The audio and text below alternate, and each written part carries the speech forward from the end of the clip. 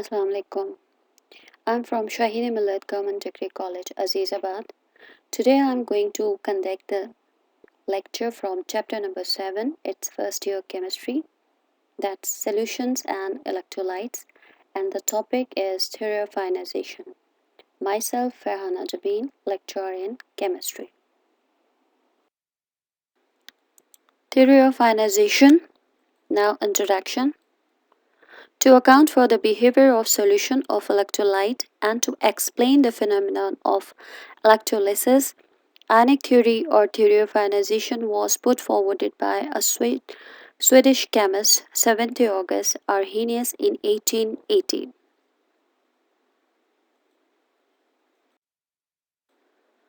Postulates of theory.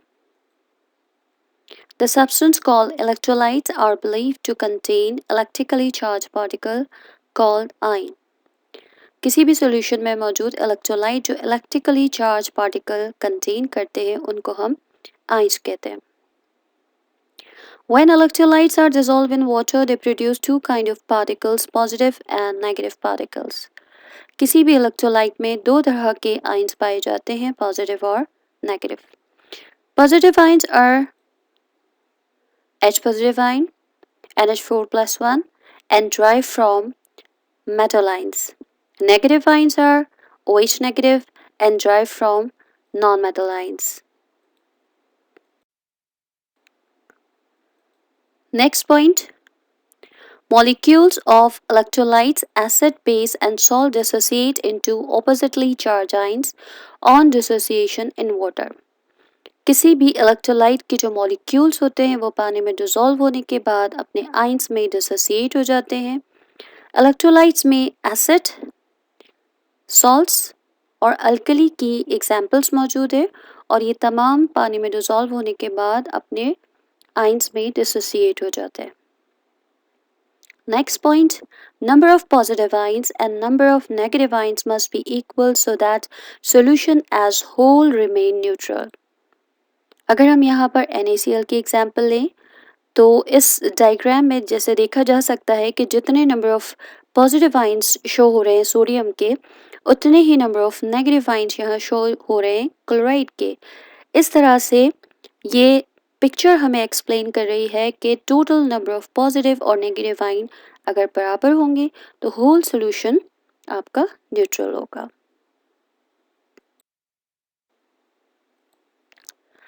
In the solution, the ions are in the state of random motion upon collision and they may combine to give unionized molecule. किसी भी solution में मौजूद ions हमेशा randomly move करते हैं और इस random movement के दौरान ये आपस में कोलाइड करते हैं जिसके नतीजे में आयंस से दोबारा अपने अनआयनाइज्ड मॉलिक्यूल में तब्दील हो जाते हैं. Thus, ionization is a reversible process in which solution contain ions of electrolyte with unionized molecule. इसी वजह से आयनाइजेशन को एक रिवर्सिबल प्रोसेस कहा जाता है. अगर यहाँ H2SO4 की मिसाल देखी जाए तो अगर ये अपने आयंस में डिसोसिएट हो रहा है H पॉजिटिव आयन और सल्फेट -2 आयंस में, so during the ionization and between random motion and with the collision with molecules ये दोबारा H2SO4 को बना सकता है.